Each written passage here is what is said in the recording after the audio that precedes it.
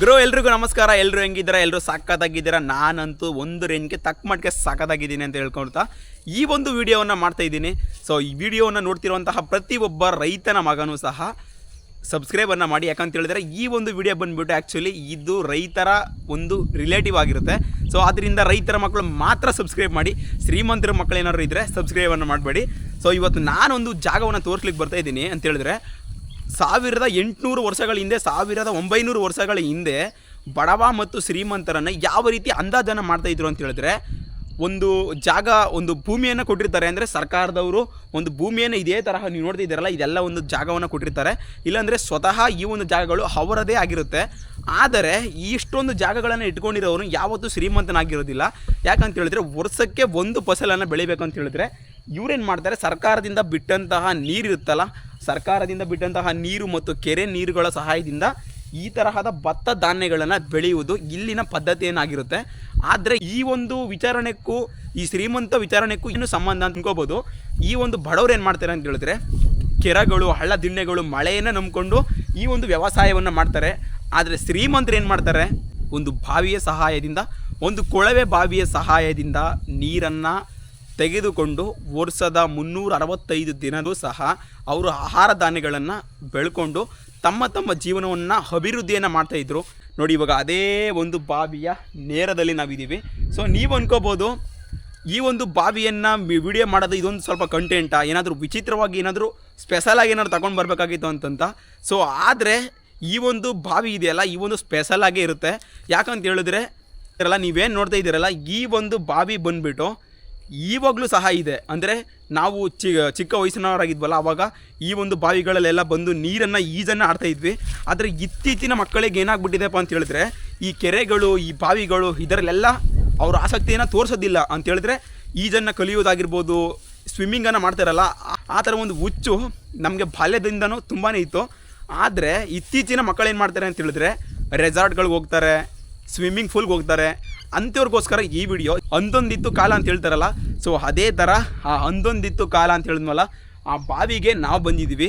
So ಈ ಒಂದು ಬಾವಿ ಏನಕ್ಕೋಸ್ಕರ ಉಪಯುಕ್ತವಾಗ್ತಾಯಿತ್ತು ಎಲ್ಲವನ್ನು ಸಹ ಈ ಒಂದು ವಿಡಿಯೋದಲ್ಲಿ ನೋಡೋಣ. ವಿಡಿಯೋನ ಕೊನೆ ತನಕ ನೋಡಿ, ಸ್ಕಿಪ್ ಮಾಡಬೇಡಿ. ಬನ್ನಿ ವಿಡಿಯೋವನ್ನು ಶುರು ಮಾಡೋಣ.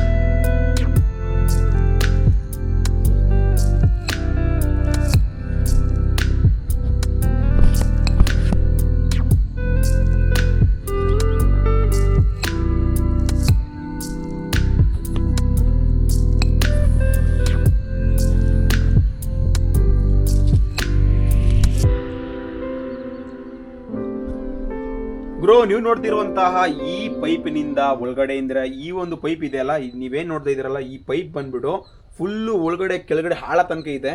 ಇಲ್ಲಿ ನೋಡ್ತಾ ಇದ್ದೀರಲ್ಲ, ಇದು ಬಂದ್ಬಿಟ್ಟು ಮೆಟ್ಲಾಗಿದೆ. ಈ ಥರ ಮೆಟ್ಲು ಇನ್ನೂ ಒಂದು 30ರಿಂದ 40 ಮೆಟ್ಲು ತನಕನೂ ಸಹ ಈ ಥರ ಒಂದು ಮೆಟ್ಲಿರುತ್ತೆ. ಅಲ್ಲಿಂದ ಅಷ್ಟೊಂದು ಆಳದಿಂದ ಇಲ್ಲಿ ಬಂದಿದೆಯಲ್ಲ, ನೀವೇನು ನೋಡ್ತಾ ಇದ್ದೀರಲ್ಲ, ಈ ಒಂದು ಪೈಪ್ ಏನು ಮಾಡುತ್ತೆ, ಅಲ್ಲಿರುವಂಥ ನೀರನ್ನು ತೆಗೆದುಕೊಂಡು ಹಿಂಗೆ ಒಂದು ಮಿಷಿನಿನ ಮನೆ ಒಳಗಡೆ ಹೋಗುತ್ತೆ. ಮಿಷಿನಿನ ಮನೆ ಒಳಗಡೆ ಹೋದರೆ ಅಲ್ಲಿರುವಂಥ ಕೆಳಗಡೆ ಇರುವಂತಹ ನೀರನ್ನು ಯಾವ ರೀತಿ ತಗೊಳ್ತಾ ಇದ್ರು ಗುರು? ನೀವು ನೋಡ್ತಾ ಇದ್ದೀರಲ್ಲ, ಈ ಒಂದು ಮಿಷಿನ್ ಮನೆ ಇದೆಯಲ್ಲ, ಈಗ ನೋಡ್ತಾ ಇರ್ಬೋದು, ಮೇಲ್ಗಡೆ ಇರುವಂತಹ ಕರೆಂಟ್ಗೆ ಸಂಬಂಧಪಟ್ಟಂತಹ ಒಂದು ಮೀಟರಿನ ಪೆಟ್ಟಿಗಳಾಗಿರ್ಬೋದು ಎಲ್ಲ ಸಹ ಇದೆ. ನೀವು ಆ ಕಡೆ ಮೂಲೆಯಲ್ಲಿ ನೋಡ್ತಾ ಇದ್ದೀರಲ್ಲ, ಆ ಮೂಲೆಯಿಂದ ನೀರು ಬಂದ್ಬಿಟ್ಟು ಈ ಒಂದು ಮೋಟರಿನ ಸಹಾಯದಿಂದ ಹೀಗೆ ಮೇಲ್ಗಡೆ ಹಂಗೆ ಮೇಲ್ಗಡೆಯಿಂದ ಬಂದು, ನೀವು ನೋಡ್ತಿದ್ದೀರಲ್ಲ, ಆ ಮೀಟರಿನ ಸಹಾಯದಿಂದ ಮೇಲ್ಗಡೆಯಿಂದ ಹಂಗೆ ಬಂದು ಈ ಜಾಗಕ್ಕೆ ಬಂದು ಅದೇ ಜಾಗದಿಂದ ಏನು ಮಾಡುತ್ತೆ, ಈ ಥರ ನೀರು ಬಂದು ಈ ಒಂದು ನೀರು ಏನಾಗುತ್ತೆಪ್ಪ ಅಂತ ಹೇಳಿದ್ರೆ, ಈ ಒಂದು ಪೈಪಿನ ಸಹಾಯದಿಂದ ಈ ಒಂದು ತೊಟ್ಟಿಗೆ ಬೀಳುತ್ತೆ. ಈ ತೊಟ್ಟಿ ಇವಾಗ ಕಾರಣಾಂತರಗಳಿಂದ ಕೆಟ್ಟೋಗ್ಬಿಟ್ಟಿದೆ. ಅಂದರೆ ನೀವು ನೋಡ್ತಾ ಇದ್ದೀರಲ್ಲ, ಗಿಡಗಳೆಲ್ಲ ಬೆಳ್ಕೊಬಿಟ್ಟಿದೆ. ಅಂದರೆ ಈ ಒಂದು ಬಾವಿಯ ನೀರನ್ನು ಇಂದು ಯಾರು ಸಹ ಯೂಸನ್ನು ಮಾಡ್ತಾ ಇಲ್ಲ, ಉಪಯುಕ್ತವನ್ನು ಮಾಡ್ತಾ ಇಲ್ಲ. ಇಲ್ಲಿಂದ ಬಂದಂತಹ, ನೀವು ನೋಡ್ತಾ ಇದ್ದೀರಲ್ಲ, ಈ ಪೈಪಿಂದ ಬಂದಂತಹ ನೀರು ಈ ಒಂದು ತೊಟ್ಟಿಗೆ ಬಂದು, ಇಲ್ಲಿ ನೋಡ್ತಾ ಇದ್ದೀರಲ್ಲ, ಒಂದು ಸೆಕೆಂಡ್, ನೀವು ನೋಡ್ತಾ ಇದ್ದೀರಲ್ಲ, ಇಲ್ಲಿ ಈ ಥರ ಒಂದು ಕಾಲೆ ಥರ ಇದೆ. ಈ ಕಾಲೆ ಥರ ಇದೇ ತರಹ ಸೇಮ್ ಬಂದು ಈ ಒಂದು ಸ್ಪಾಟಲ್ಲಿ ಎಂಟ್ರೆನ್ಸ್ ಆಗಿ ಇಲ್ಲಿಂದ ಬಂದಂತಹ ನೀರುಗಳನ್ನು ಇಲ್ಲಿ ನೋಡ್ತಾ ಇದ್ದೀರಲ್ಲ, ಭತ್ತ ಬೆಳೆದಿದ್ದಾರಲ್ಲ, ಇದೇ ರೀತಿ ಭತ್ತಗಳು, ರಾಗಿಗಳು, ಜೋಳಗಳು, ಧಾನ್ಯಗಳನ್ನೆಲ್ಲ ಹಾಕಿ ಆಗಿನ ಕಾಲದಿಂದ ಇಂದಿನ ಕಾಲಘಟ್ಟ ತನಕನೂ ಸಹ ರೈತರು ಬೆಳೆಗಳನ್ನು ಬೆಳ್ಕೊಂಡು ಬರ್ತಾಯಿದ್ರು. ಗುರು, ನೀವು ನೋಡ್ತಿದ್ದೀರಲ್ಲ, ಈ ಒಂದು ಬಾವಿ ಮನೆಯ ಪಕ್ಕದಲ್ಲಿರುವಂತಹ ಗದ್ದೆಗಳಲ್ಲದೆ ನೀವು ದೂರದಲ್ಲಿ ಎಷ್ಟೊಂದು ಗದ್ದೆಗಳು ನೋಡ್ತಾ ಇದ್ದೀರಲ್ಲ, ಇಲ್ಲಿರುವಂತಹ ನೀರು ಅಲ್ಲಿ ತನಕನೂ ಹೋಗಿ ಅಲ್ಲಿರುವಂತಹ ಆಹಾರ ಧಾನ್ಯಗಳನ್ನು ಬೆಳವಣಿಗೆಗೂ ಸಹ ಈ ಒಂದು ಬಾವಿ ನೀರು ಸಹಾಯವನ್ನು ಮಾಡ್ತಾ ಇತ್ತು.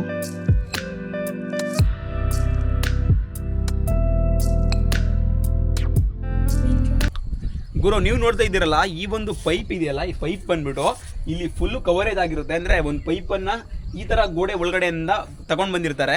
ಆದರೆ ಕಾಲಾನುಕ್ರಮೇಣದಲ್ಲಿ ಬಂದು ಈ ಪೈಪ್ ಇದೆಯಲ್ಲ, ಈ ಪೈಪ್ ಬಂದ್ಬಿಟ್ಟು ಈ ಥರ ಹಳ್ಳಾಡಿ ಇಷ್ಟೊಂದು ದೊಡ್ಡದಾಗಿ ಯಾವ ರೀತಿ ಕೊರೆದಿದೆ ಅನ್ನೋದನ್ನು ನೀವು ನೋಡ್ಬೋದು. ಆದರೆ ಈ ಒಂದು ಕೊರೆದಿರತಕ್ಕಂಥದ್ದು ಏನನ್ನು ಸೂಚನೆ ಮಾಡುತ್ತೆ ಅಂತ ಹೇಳಿದ್ರೆ, ಈ ಪೈಪ್ಗೆ ಮತ್ತು ಈ ಬಾವಿಯ ಇತಿಹಾಸ ಎಷ್ಟರ ಮಟ್ಟಿಗೆ ಇದೆ ಅನ್ನೋದನ್ನು ಈ ಒಂದು ಕೊರೆತಾದಂತಹ ಗೋಡೆ ಸ್ಪಷ್ಟವಾಗಿ ತಿಳಿಸುತ್ತೆ. ಸೊ ಬನ್ನಿ ಇವಾಗ ಬಾವಿ ಮೇಲ್ಗಡೆ ಎತ್ತೋಣ. ಗುರು, ಈ ಒಂದು ಬಾವಿಯ ವಿಶಿಷ್ಟತೆ ಏನಪ್ಪ ಅಂತ ಹೇಳಿದ್ರೆ, ನೀವು ತಿಳ್ಕೊಂಡಾಗಿದೆ ಇವಾಗ ಆಲ್ರೆಡಿ. ಈ ಒಂದು ಬಾವಿಯಿಂದ ಉಪಯೋಗಗಳನ್ನು ಯಾವ ರೀತಿ ಮಾಡ್ತಾ ಇದ್ರು ಅನ್ನೋದನ್ನು ನೀವು ತಿಳ್ಕೊಂಡಿದ್ದೀರಾ. ಆದರೆ ಈ ಒಂದು ಬಾವಿಗೆ ಕರೆಂಟು ಯಾವ ರೀತಿ ಬರ್ತಾಯಿತ್ತು, ಯಾವ ರೀತಿ ಸೌಲಭ್ಯಗಳಿಂದ ಕರೆಂಟ್ ಬರ್ತಾಯಿತ್ತು ಅನ್ನೋದನ್ನು ಇವಾಗ ನಾನು ನಿಮಗೆ ತೋರಿಸ್ತೀನಿ.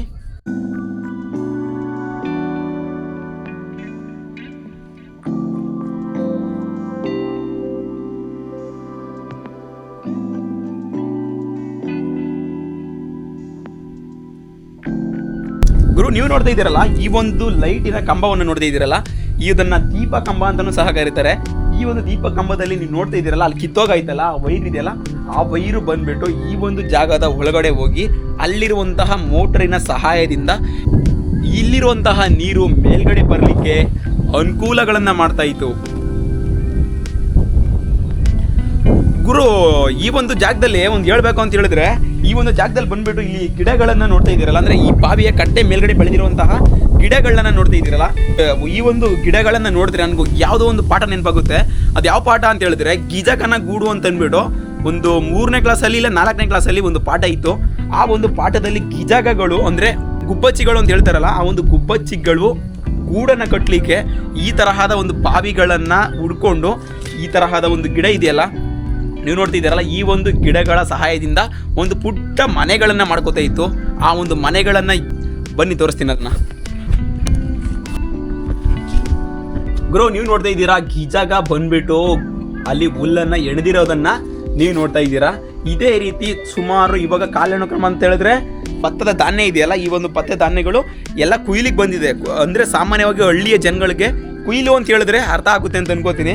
ಆ ಒಂದು ಕುಯ್ಲು ಆದಂತಹ ನಂತರ ಏನಾಗುತ್ತೆ ಅಂತ ಹೇಳಿದ್ರೆ, ಇಲ್ಲಿರುವಂತಹ ನೀವು ನೋಡ್ತಾ ಇದ್ದೀರಲ್ಲ, ಏನು ನಿಮಗೆ ಹಚ್ಚ ಹಸಿರಿನಿಂದ ಕೂಡಿದೆಯಲ್ಲ ಈ ಒಂದು ಧಾನ್ಯ, ಈ ಒಂದು ಧಾನ್ಯಗಳೆಲ್ಲ ಮರುಭೂಮಿ ಥರ ಆಗ್ಬಿಡುತ್ತೆ. ಅಂದರೆ ಕೇವಲ ಇನ್ನೊಂದು 15-20 ದಿನಗಳ ಒಳಗಡೆ ಇಲ್ಲಿರುವಂತಹ ಭತ್ತಗಳನ್ನು ಎಲ್ಲರೂ ಸಹ ಕೊಯ್ಲನ್ನು ಮಾಡ್ತಾರೆ. ಕೊಯ್ಲನ್ನು ಮಾಡಿದಾಗ ಏನಾಗುತ್ತೆ ಅಂತ ಹೇಳಿದ್ರೆ ಇಲ್ಲಿರುವಂತಹ ನೀರು ಏನಾಗ್ಬಿಡುತ್ತೆ, ಫುಲ್ ಕೆಳಗಡೆ ಹೋಗುತ್ತೆ. ಈಗ ಯಾಕೆ ಈಗಲೂ ಕೆಳಗಡೆ ಹೋಗ್ಬೋದಲ್ಲ, ಇವಾಗ ಯಾಕೆ ಮೇಲ್ಗಡೆ ಇದೆ ಅಂತ ನೀವು ಕೇಳ್ಬೋದು. ಆದರೆ ನೀವು ನೋಡ್ತಾ ಇದ್ದೀರಲ್ಲ, ಈ ಒಂದು ಭತ್ತದ ಅಡಿ ಇದೆಯಲ್ಲ, ಈ ಒಂದು ಭತ್ತದ ಅಡಿಯಲ್ಲಿ ನೀರಿದೆ. ಈ ಭತ್ತ ಫುಲ್ ನೋಡ್ತಾ ಇದ್ದೀರಲ್ಲ, ಇದಕ್ಕೆಲ್ಲ ಫುಲ್ ನೀರಿನ ಅವಶ್ಯಕತೆ. ಭತ್ತದ ಧಾನ್ಯ ಅಂತ ಹೇಳಿದ್ರೆ ಅಲ್ಲಿಗೆ ತುಂಬಾ ನೀರಿನ ಅವಶ್ಯಕತೆ ತುಂಬಾ ಇರುತ್ತೆ. ಆ ಒಂದು ನೀರಿನ ವಸ್ತಿಯಿಂದ ತುಂಬಿದಂತಹ ಬಾವಿ ಇದು. ಸುತ್ತ ನೀವೇ ನೋಡ್ತಾ ಇದ್ದೀರಲ್ಲ, ಈ ಸರೌಂಡಿಂಗಿನ ರೌಂಡನ್ನು ನೋಡ್ತಾ ಇದ್ದೀರಲ್ಲ, ಇದಿಷ್ಟರಲ್ಲೂ ಸಹ ನೀರು ಇರೋದರಿಂದ ಈ ಒಂದು ಬಾವಿ ತುಂಬಿಕೊಂಡಿದೆ. ಈ ಒಂದು ನೀರು ಖಾಲಿ ಆಗಲಿಕ್ಕೆ ಈ ಒಂದು ಭತ್ತ ಧಾನ್ಯಗಳನ್ನು ಕೊಯ್ಲನ್ನು ಆದಮೇಲೆ ಇಲ್ಲಿರ್ತಕ್ಕಂಥ ಬಾವಿಯ ನೀರು ಆಟೋಮೆಟಿಕ್ಕಾಗಿ ಫುಲ್ಲು ಕೆಳಗಡೆ ಹೋಗುತ್ತೆ. ಕೆಳಗಡೆ ಹೋಗಿರುವಂತಹ ವಿಡಿಯೋವನ್ನು ಸಹ ನೀವು ನೋಡ್ತಾ ಇರ್ಬೋದು. ಗುರು, ಈ ಒಂದು ಜಾಗದಲ್ಲಿ ನೀವು ಅಲ್ಲಿ ನೋಡ್ತಾ ಇದ್ದೀರಲ್ಲ, ಈ ಒಂದು ಪೈಪಿನ ಕೆಳಗಡೆ ನೋಡ್ತಾ ಇದ್ದೀರಲ್ಲ, ಈ ಒಂದು ಪೈಪಿನ ಕೆಳಗಡೆ ಒಂದು ಗುಹೆ ಥರ ಇದೆ. ಅಂದರೆ ಒಂದು 4-5 ಕಲ್ಲುಗಳು ಇಲ್ಲ, ಅದ್ರ ಒಳಗಡೆ ನೀರು ಸಹ ಹೋಗ್ತಾ ಇದೆ. ಏನಕ್ಕೋಸ್ಕರ ಹೋಗ್ತಾ ಇದೆ ನೀರು? ಇದು ಕೆಲವರ ಪ್ರಶ್ನೆ ಆಗಿರುತ್ತೆ. ಅಂದರೆ ಸಾಮಾನ್ಯವಾಗಿ ಈ ಥರ ಬಾವಿಗಳನ್ನು ಸುಮಾರು ಜನ ನೋಡಿರ್ತಾರೆ, ಸುಮಾರು ಜನ ಇದ್ರ ಬಗ್ಗೆ ತಿಳ್ಕೊತಾ ಇರ್ತಾರೆ. ಅಂದರೆ ಈ ತರಹದ ಒಂದು ಪೊಟರೆ ಅಂತಲೇ ಹೇಳ್ತಾರೆ. ಈ ಒಂದು ಪೊಟರೆ ಏನಕ್ಕೋಸ್ಕರ ಇರುತ್ತೆ ಅಂದರೆ, ಈ ಒಂದು ಮನೆ ಒಳಗಡೆ ಮಿಷಿನಿನ ಮನೆ ಒಳಗಡೆ ಏನಿರುತ್ತೆ ಅಂತ ಹೇಳಿದ್ರೆ ನೀರಿನ ತೊಟ್ಟಿ ಇರುತ್ತೆ. ನೀರಿನ ತೊಟ್ಟಿ ಯಾವ ರೀತಿ ಇರುತ್ತಪ್ಪ ಅಂತ ಹೇಳಿದ್ರೆ, ನೀವು ನೋಡ್ತಾ ಇದ್ದೀರಲ್ಲ, ಇದರ ಒಳಗಡೆನೂ ಒಂದು ತೊಟ್ಟಿ ಇರುತ್ತೆ. ಆ ತೊಟ್ಟಿಗೆ ನೀರು ಫುಲ್ ಆಟೋಮೆಟಿಕ್ಕಾಗಿ ಮೇಲ್ಗಡೆ ಬಂದು ಏನಾಗಿರುತ್ತೆ ಅಂತ ಹೇಳಿದ್ರೆ, ಅಲ್ಲಿಂದ ಈ ಒಳಗಡೆ ಇರುವಂತಹ ತೊಟ್ಟಿ ತುಂಬುತ್ತೆ. ಆ ತುಂಬಿರುವಂತಹ ತೊಟ್ಟಿಯನ್ನು ಸಹ ನಾನು ನಿಮಗೆ ಪ್ರೂಫ್ ಸಮೇತ ಇವಾಗ ತೋರಿಸ್ತೀನಿ.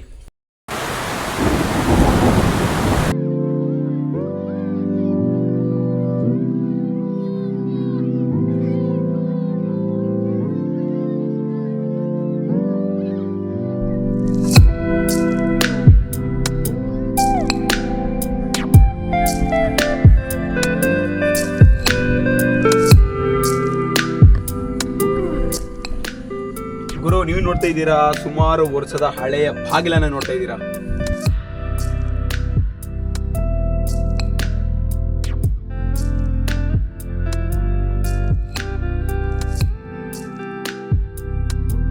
ಗುರು, ನಾವು ಬಂದಿದ್ದೀವಿ ಆ ಒಂದು ಬಾವಿಯ ಮೇಲ್ಗಡೆ ಬಂದಿದ್ದೀವಿ. ಆ ಬಾವಿಯ ಟೆರೆಸ್ಟ್ ಮೇಲ್ಗಡೆ ಬಂದಿದ್ದೀವಿ.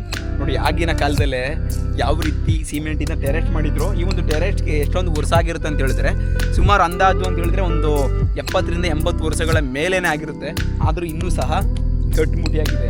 ನೀವು ನೋಡಿದ್ರಲ್ಲ ಆವಾಗಲೇ, ಈ ಒಂದು ಲೈಟಿನ ಕಂಬದಿಂದ ಯಾವ ರೀತಿ ವೈರಿಂಗ್ ಬಂದಿದೆ. ಆ ವೈರು ಬಂದು ಒಳಗಡೆ ಬಂದು ಈ ಥರ ಕಾಣುತ್ತೆ. ಈ ಒಂದು ಬಾವಿ ಕೆಳಗಡೆ ನೋಡಲಿಕ್ಕೆ ಈ ಥರ ಕಾಣ್ತಾ ಇತ್ತು. ಇವಾಗ ಮೇಲ್ಗಡೆ ನೋಡಲಿಕ್ಕೆ ಯಾವ ಥರ ಕಾಣುತ್ತೆ? ಈ ಥರ ಕಾಣುತ್ತೆ.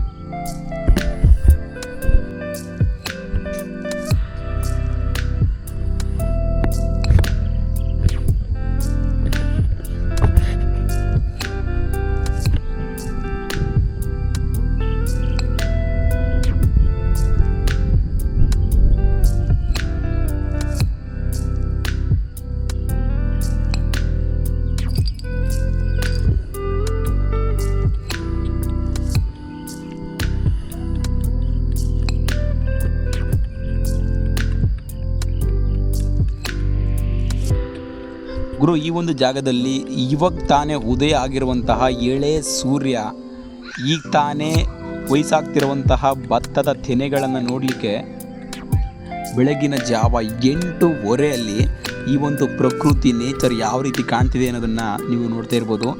ಈ ಒಂದು ಬಾವಿ ನೋಡ್ತಾ ಇದ್ದೀರಲ್ಲ, ಇದು ಮೇಲ್ಗಡೆ ಮಾತ್ರ ಒಂಥರ ಗಲೀಜು ಥರ ಕಾಣ್ತಿದೆ. ಅಂದರೆ ಒಂಥರ ಇದು ಒಳ್ಳೆ ವ್ಯಕ್ತಿ ಇದ್ದಂಗೆ, ಮೇಲ್ಗಡೆ ಎಷ್ಟೇ ಕೆಟ್ಟದಾಗಿದ್ರು ಒಳಗಡೆ ಸಖತ್ತಾಗಿ ಕಾಣುತ್ತಲ್ಲ.